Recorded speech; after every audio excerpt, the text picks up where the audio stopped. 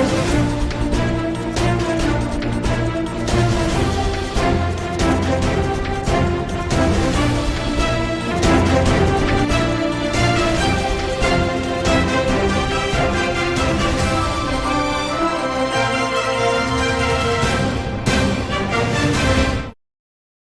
Welcome to STV news. ముందుగా headlines చూద్దాం.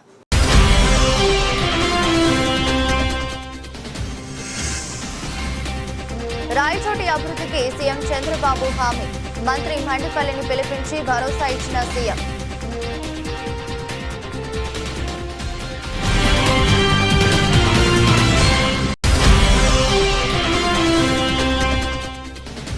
గత ఏడాదితో పోలిస్తే ఏడాది ఏపీలో క్రైమ్ రేటు బాగా తగ్గింది. డీజీపీ హరీష్ కుమార్ గుప్తా గత ఏడాదితో పోలిస్తే 2025 సంవత్సరానికి గాను వార్షిక నేర నివేదికను విడుదల చేసిన ఏపీ డీజీపీ.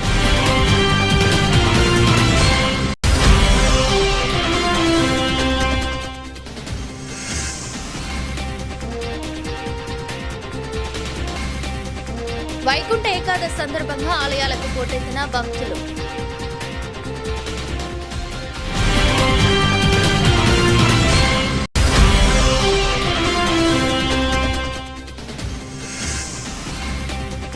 ఆర్టీజీఎస్ నుంచి వివిధ శాఖలపై జరిపిన సమీక్షలో సీఎం చంద్రబాబు.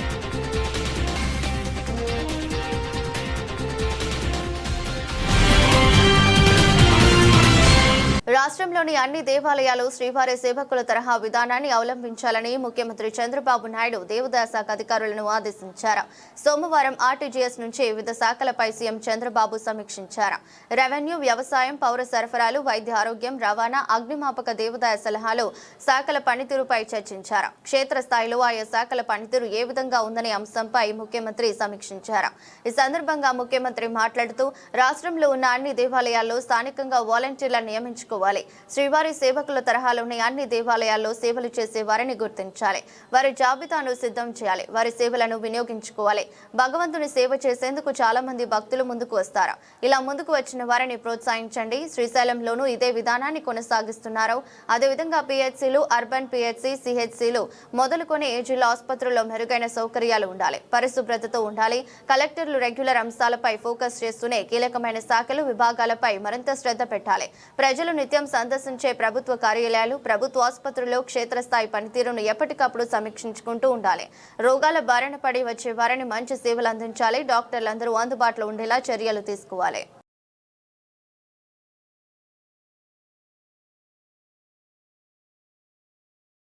జిల్లాల పునర్విభజన అంశాలలో భాగంగా రాష్ట్ర రవాణా, యువజన, క్రీడా శాఖ మంత్రి మండిపల్లి రాంప్రసాద్ రెడ్డిని సీఎం చంద్రబాబు నాయుడు భరోసానిచ్చారు. ఈ నేపథ్యంలో సీఎంఓ నుండి ఫోన్ కాల్ రావడంతో మంత్రి మండిపల్లి రాంప్రసాద్ రెడ్డి ముఖ్యమంత్రిని కలిశారు. ఈ భేటీలో రెవెన్యూ శాఖ మంత్రి సత్యప్రసాద్, సీనియర్ మంత్రి అచ్చెన్నాయుడు కూడా ఉన్నారు. రాయచోటి అగ్రగామిగా నిలిచేలా ప్రభుత్వం పూర్తి స్థాయిలో సహకారం అందిస్తుందని సీఎం చంద్రబాబు నాయుడు హామీ ఇచ్చారు. రాయచోటిపై తీసుకున్న అనుబంధం, మమకారం గురించి ముఖ్యమంత్రి ఈ సందర్భంగా గుర్తు చేసుకున్నారు.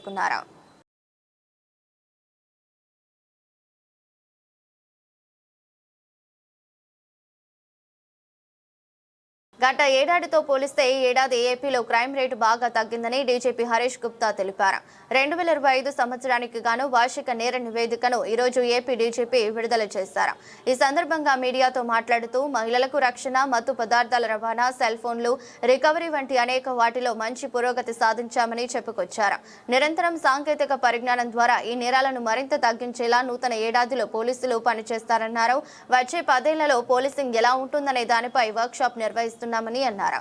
పోలీస్ విధుల్లో వచ్చిన మార్పులు, సాంకేతిక పరిజ్ఞానం ఎలా అందిపుచ్చుకోవాలో వివరిస్తామని తెలిపారు. సంక్రాంతి పండుగ తర్వాత ఈ వర్క్ షాప్ ఉంటుందని వెల్లడించారు. అలాగే ఇటీవల కీలక కేసులను కూడా ప్రస్తావిస్తూ ఎలా ఛేదించారో వివరిస్తామని తెలిపారు. సరికొత్త పోలీసింగ్ కనిపించేలా ఈ వర్క్ షాప్ ద్వారా అందరికీ తెలియజేస్తామన్నారు. అప్ప ఒకటే మనకు పెండింగ్ లో ఉందని, దానిపై త్వరలోనే ప్రకటన వస్తుందని తెలిపారు. చట్టానికి అందరూ సమానమే అని, వ్యతిరేకంగా వెళ్లే వారిపై చర్యలు ఉంటాయని హెచ్చరించారు. ఇందులో విజయం, అపజయం ఉండదని, చట్టాన్ని చేతుల్లోకి తీసుకున్న వారిపై చర్యలు తీసుకోవడమే తమ విధి అని స్పష్టం చేశారు. సేఫ్ ఏరియా అనుకుని కొంతమంది నక్సలైట్లు ఏపీలోకి వచ్చారని, కానీ ఎప్పటికప్పుడు తాము నిఘా ఉంచి వారందరినీ పట్టుకున్నామన్నారు. అందరికీ నమస్కారం. ఈరోజు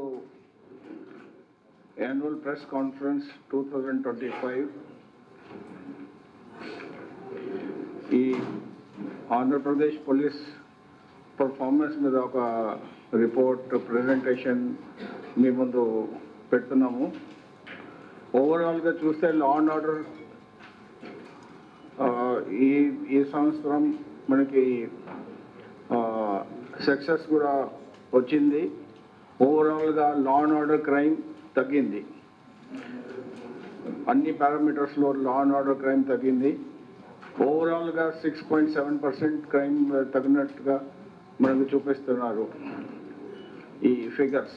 ఇది మొత్తం డాటా సీసీటీఎన్ఎస్ బేస్డ్ డాటా, అంటే మన సీసీటీఎన్ఎస్ మీద ఆధారపడి ఉన్నాము. ఈ CCTNS data January to December వరకు, ఈ కంపారిటివ్ లాస్ట్ ఇయర్కి కంపారిజన్గా ఈ సంవత్సరం. అట్లాగే చూస్తే లా అండ్ ఆర్డర్లో మేజర్ మనకి తగ్గింద క్రైమ్ అంటే రైటింగ్స్ దాదాపు మోర్ దెన్ 50% తగ్గినాయి.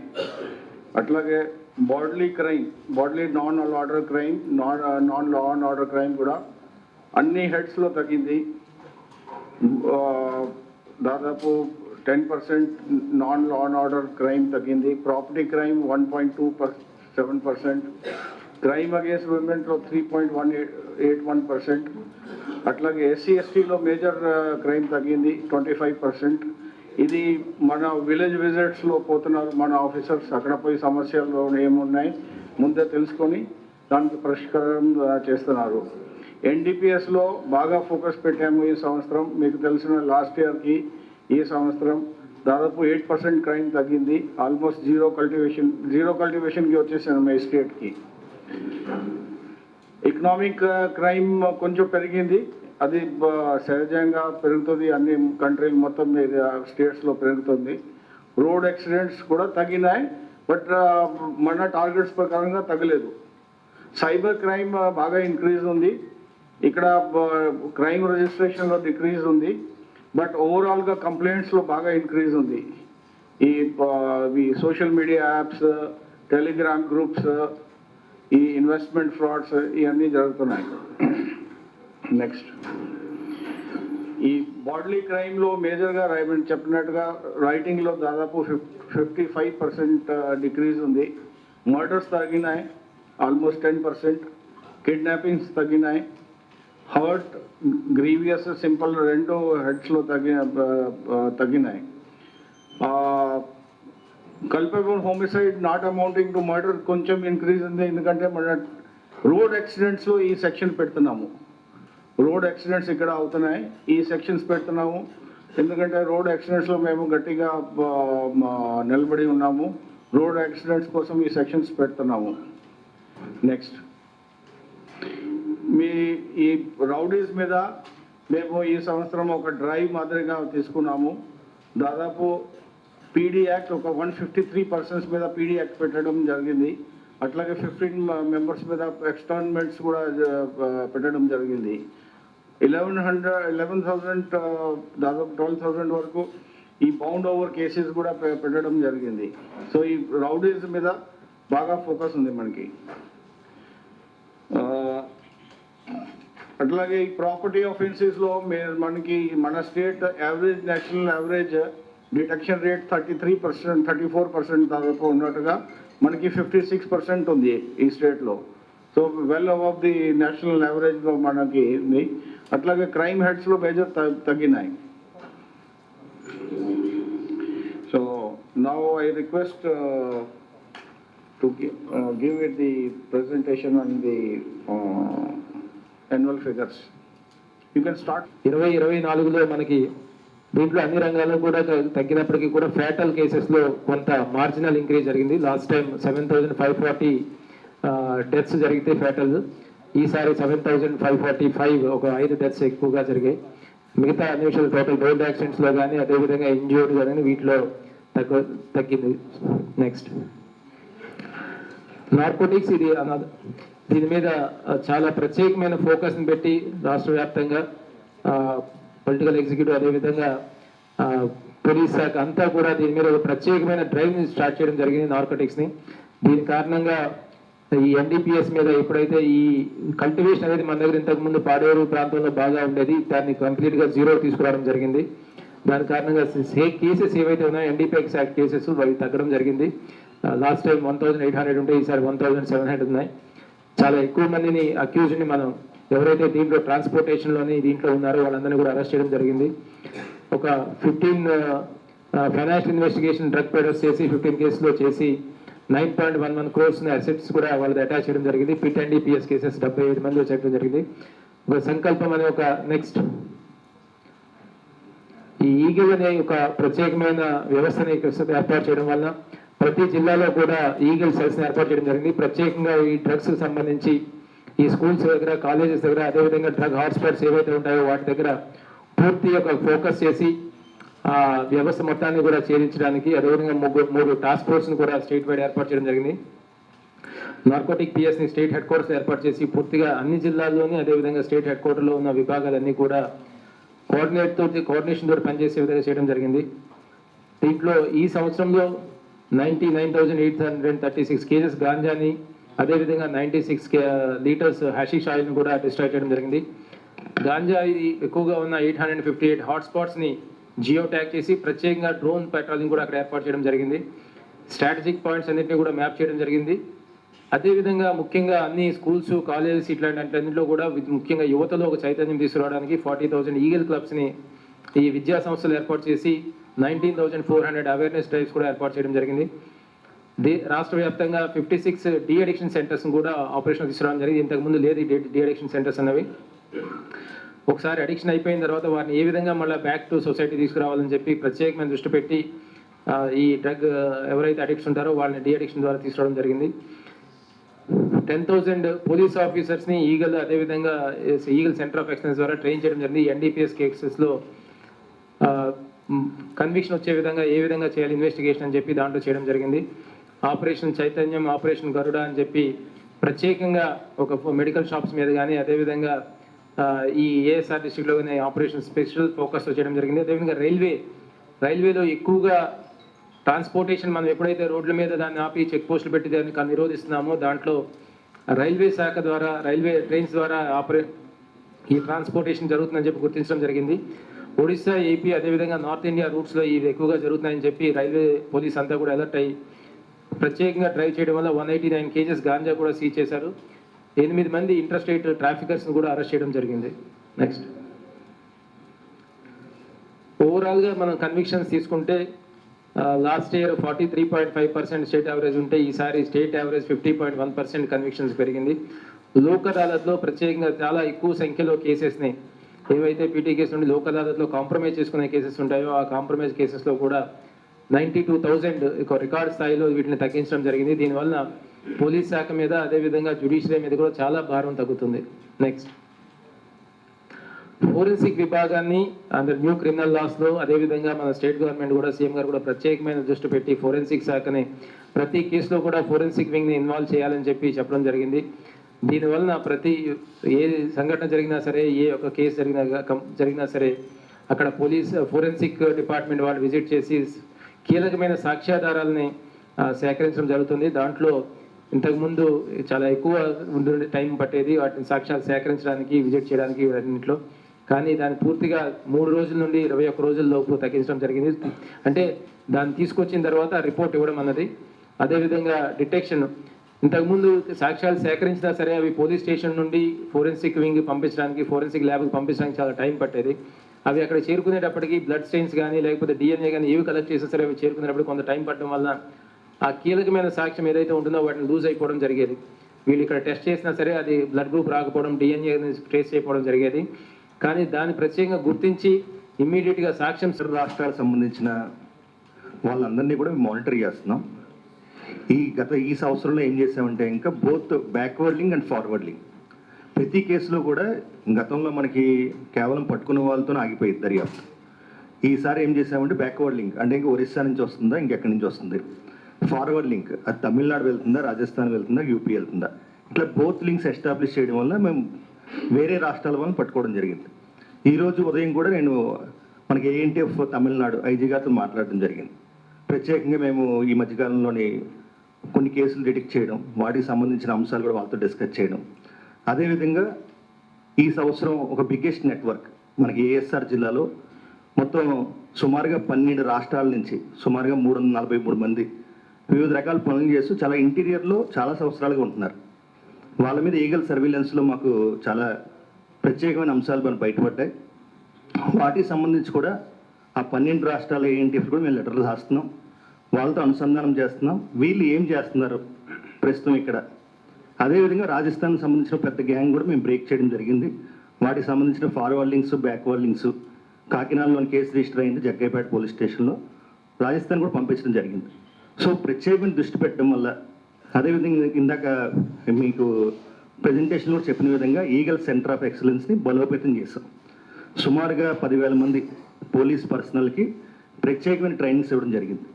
దానివల్ల ఏమైందంటే ఇంకా మాకు ప్రతి అంశంలో కూడా హైకోర్టులో కానీ లోకల్ కోర్ట్స్లో కానీ ఎక్కడైనా సరే కోర్టులో మనకి కేసు పోయినప్పుడు ఎందుకు కేసు కన్విక్షన్ అయ్యింది, ఎందుకు అవ్వలేదు, ప్రత్యేకంగా స్టడీ చేసి అవన్నీ కూడా మేము ఐఓస్ చెప్పడం జరుగుతుంది. దీనివల్ల కన్విక్షన్ రేట్స్ కూడా చాలా పెరుగుతున్నాయి. సో భవిష్యత్తులో కూడా అందరు ఏఎన్టీఎఫ్స్తో, మన ఇతర రాష్ట్రాల ఏఎన్టీఎఫ్స్తో ప్రత్యేకంగా మేము వర్చువల్ కాన్ఫరెన్స్లు అన్నీ పెడుతున్నాం. వాళ్ళతో అనుసంధానం చేయడం వల్ల we are getting better results. Thank you. This is with regarding to ganja, but what about MDMA and other drugs, sir? MD, synthetic. MDMA and other drugs, which have links to Bengaluru, Chennai and other states. ఇది 2 రకాల అంశాలు. మనకి ఆంధ్రప్రదేశ్కి గంజాయి ఒక 30 అయితే ఉంటాయి, ఇంకా దానికి పూర్తిగా జీరో కల్టివేషన్ చేయడం జరిగింది. ఇతర రాష్ట్రాలతో మేము కోఆర్డినేట్ చేస్తున్నాం. అదేవిధంగా సింథటిక్ డ్రగ్స్, రాష్ట్రంలో జరిగిన అన్ని సింథటిక్ డ్రగ్స్ కేసులు ప్రత్యేకంగా మేము దాని మీద దృష్టి పెట్టాం. బ్యాక్వర్డ్ లింక్స్, ఫార్వర్డ్ లింక్స్ కూడా ఎస్టాబ్లిష్ చేస్తున్నాం. MDMA, LSD, కొకైన్ ఇవన్నీ కూడా మనకి intermediate quantity and commercial quantity 10 grams, 15 grams ఈ గ్రామ్స్లోనే మేము పట్టుకోవడం జరిగింది. వీటి మీద దృష్టి పెట్టి బెంగళూరు కూడా టీమ్స్ పంపిస్తున్నాం. ఈ వారం కూడా కొన్ని టీమ్స్ బెంగళూరు వెళ్ళి, సో ఆ టీమ్స్లో కూడా మేము ప్రత్యేకంగా వాటిని కూడా తీసుకుని వాటి ఎవరైతే కింగ్ పిన్స్ ఉన్నారో, సో ఈగల్ ప్రధానమైన ఉద్దేశం నెట్వర్క్స్ బ్రేక్ చేయడం. ఈ సంవత్సరం కూడా మేము నెట్వర్క్స్ మీద ఫోకస్ పెట్టాం. ఇంకా భవిష్యత్తులో ఇంకా నెట్వర్క్స్ వివరాలు కూడా మేము చాలా డీప్గా వెళ్తున్నాం. మరిన్ని వివరాలు మీకు తెలియజేస్తాం. సార్, ఈ పేకాట క్లబ్బులు అనేది ఎక్కువ జరుగుతుంది. నూజివీడులో తెలంగాణ నుండి కూడా వచ్చి ఇక్కడ ఆడితే పట్టుకున్నాం మనం, అలా చూస్తాం. లో రేడ్ చేశారు. ఈ ప్యాకెట్ క్లబ్స్ ఇక్కడ ఉన్నాయి. నేను అందరికీ వార్నింగ్ ఇస్తున్నాము, ఎవరు చట్ట వ్యతిరేకంగా క్లబ్స్ ఆపరేట్ చేస్తున్నారు, ఈ ప్యాకెట్స్ ఆడుతున్నారు, డెఫినెట్గా యాక్షన్ తీసుకుంటాము, గట్టిగా యాక్షన్ తీసుకుంటాము. పీడీ యాక్ట్ వరకు పోతాము. ఇక్కడ వరకు ఆగము. మామూలు గేమింగ్ కేసు ఇది కాదు, పీడీ యాక్ట్ వరకు పోతాము. అదే పర్మిషన్ హైకోర్టు ఆర్డర్స్ ఉండొచ్చు. నేను హైకోర్టు ఆర్డర్స్కి తప్పు పట్టడం లేదు. హైకోర్టు ఆర్డర్స్ ఏమా లీగల్ యాక్టివిటీ. హైకోర్టు ఆర్డర్లు ఇప్పుడు ఇల్లీగల్ యాక్టివిటీ గురించి రాయలేదు కదా. అంటే లీగల్ యాక్టివిటీ, కల్చరల్ యాక్టివిటీ చేయొచ్చు. ఎస్సీ సప్లాన్ నిధుల వినియోగంలో అలసత్వం వహిస్తే సహించేది లేదని రాష్ట్ర సాంఘిక సంక్షేమ శాఖ మంత్రి డోలా బాల వీరాంజనేయ స్వామి అన్నారు. సోమవారం నాడు వెలగపూడి సచివాలయంలో మంత్రి డిఎస్ బివి స్వామి అధ్యక్షతన ఎస్సీ సప్లాన్ నిధుల వినియోగంపై నోడల్ ఏజెన్సీ సమావేశం జరిగింది. ఈ సమావేశానికి పలువురు హెచ్ఓడీలు గైహాజరు కావడంపై మంత్రి డిఎస్బివి స్వామి తీవ్ర ఆగ్రహం వ్యక్తం చేశారు. హెచ్ఓడీలు సమావేశానికి రాకపోవడం పేద బలహీన వర్గాల ప్రజల పట్ల వారికి ఉన్న నిర్లక్ష్యానికి అద్దం పడుతోందన్నారు. హెచ్ఓడీలు నోడల్ ఏజెన్సీ సమావేశానికి ఎందుకు రారు? సాంఘిక సంక్షేమ శాఖ అంటే అధికారులకు అంత చిన్న చూపా అంటూ ఆగ్రహం వ్యక్తం చేశారు. హెచ్ఓడీలు తప్పనిసరిగా నోడల్ ఏజెన్సీ సమావేశానికి హాజరు కావాలన్నారు. పేద బలహీన వర్గాల అభివృద్ధికి ప్రభుత్వం చేస్తున్న కృషికి అధికారులు తమ వంతు తోడ్పాటు అందించాలన్నారు. అనంతరం ఏడాది ఎస్సీ సప్లాన్ నిధుల వినియోగంపై డిపార్ట్మెంట్ల వారీగా వివరాలను మంత్రి అధికారులను అడిగి తెలుసుకున్నారు. ఈ ఏడాది ముగుస్తున్న కొన్ని డిపార్ట్మెంట్లు సప్లాన్ నిధుల వినియోగంలో ఎందుకు వెనకబడి ఉన్నాయని ప్రశ్నించారు.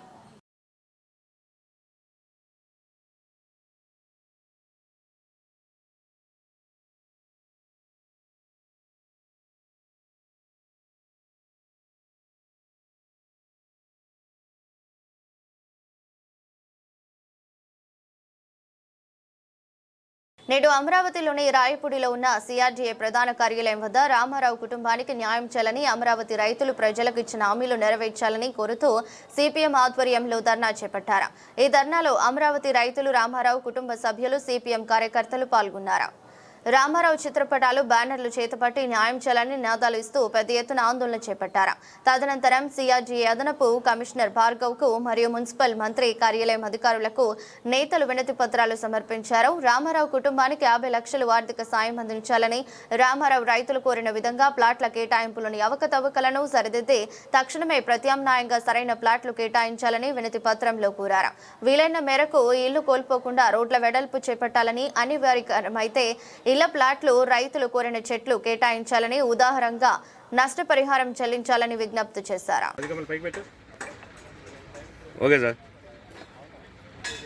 రాజధానిలో మందడంలో దొండపాటి రామారావు గారు మనోవేదనతో, తమ ఇళ్ళు పోతాయన్న ఆవేదనతో, సరైన ప్లాట్లు రాలేదనేటువంటి ఆందోళనతో ఆయన మృతి చెందారు. దీనికి ప్రభుత్వం సమాధానం చెప్పాలి. కనీసం చనిపోయి 3 రోజులైనా ఇంతవరకు ప్రభుత్వంలో స్పందన లేదు. కూటమి ప్రభుత్వం ఇప్పుడైనా కళ్ళు తెరవాలి. గత 11 సంవత్సరాల కాలంలో రైతులకిచ్చిన, కూలీలకిచ్చిన హామీలన్నింటినీ కూడా ప్రభుత్వం నెరవేర్చడంలో విఫలమైంది. 11 ఏళ్లలో కేంద్రంలో ఉన్న మోడీ ప్రభుత్వం అమరావతి అంటే చెంబుడు నీళ్లు, గుప్పెడు మట్టి తప్ప ఇచ్చిందేమీ లేదు. వైసీపీ ప్రభుత్వం నిర్వీర్యం చేసింది. కనీసం ఇప్పుడైనా కూటమి ప్రభుత్వం న్యాయం చేస్తానంటే. ముక్కోటి ఏకాదశి సందర్భంగా తిరుమల తిరుపతి దేవస్థానంలోనే కలియుగ ప్రత్యక్ష దైవం శ్రీ వెంకటేశ్వర స్వామి వారిని మాజీ మంత్రి, పశ్చిమ వైసీపీ ఇన్ఛార్జ్ వెల్లంపల్లి శ్రీనివాసరావు, శాసనమండలి సభ్యులు తలసల రఘురామ, మొండితోక అరుణ్, మాజీ ఎమ్మెల్యే మల్లాది విష్ణు, ఎన్టీఆర్ జిల్లా పార్టీ అధ్యక్షులు దేవినేని అవినాష్ దర్శించుకున్నారు.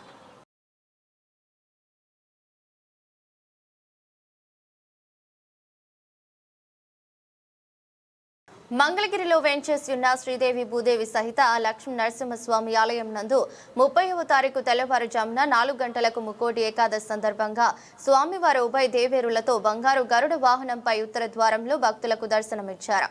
వేలాది మంది భక్తజనం స్వామివారికి హారతులతో స్వాగతం పలికారు. ఆలయ అధికారులు భక్తుల సౌకర్యార్థం ప్రత్యేక క్యూ లైన్లను ఏర్పాటు చేశారు. ఆలయాన్ని అంతటి రంగురంగుల విద్యుత్ దీపాలతో శోభయమానంగా అలంకరించారు. దాదాపు 30,000 మంది భక్తులు స్వామివారిని దర్శించుకునే అవకాశం ఉందని అధికారుల అంచనా. భక్తజనులకు దక్షిణావృత బంగారు శకముతో శంకుతీర్థమును ఏకాదశి, ద్వాదశి 2 రోజుల పాటు ఇవ్వనున్నారు.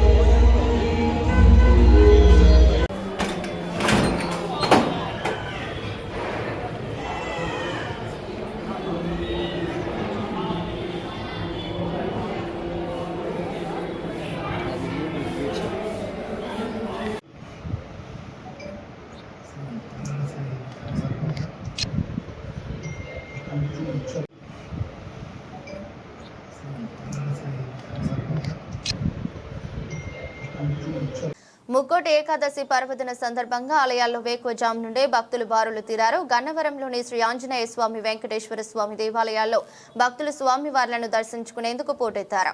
సుమారు కిలోమీటర్ల కొద్దీ దర్శనార్థం వచ్చిన భక్తులు నిలబడి ఉన్నారు.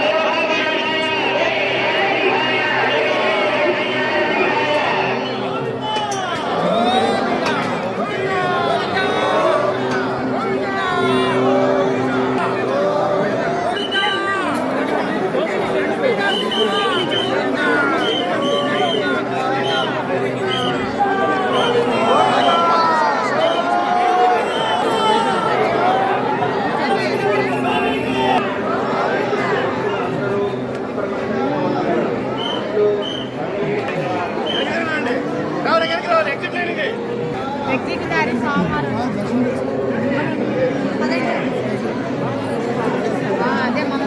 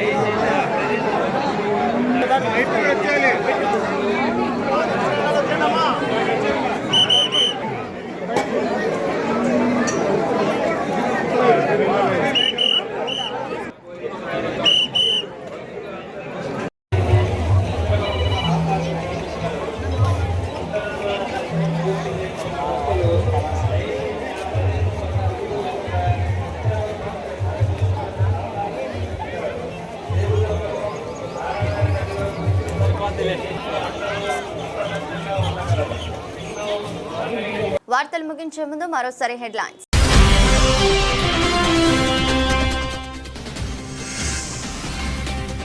రాయచోటి అభివృద్ధికి సీఎం చంద్రబాబు హామీ. మంత్రి మండిపల్లిని పిలిపించి భరోసా ఇచ్చిన సీఎం.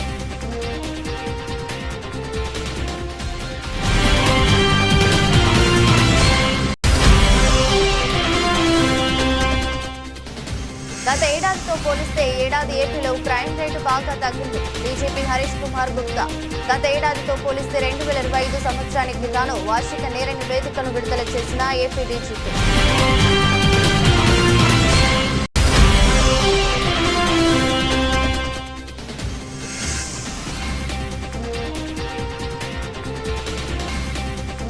వైకుంఠ ఏకాదశి సందర్భంగా ఆలయాలకు పోటెత్తిన భక్తులు.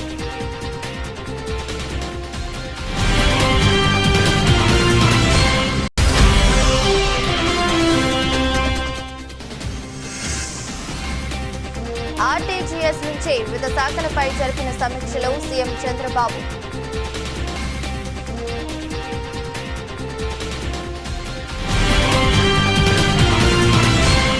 ఇదరస్టి బులెటిన్ మరో బులెటిన్లో మళ్ళీ కలుద్దాం. అంతవరకు సెలవు. నమస్కారం.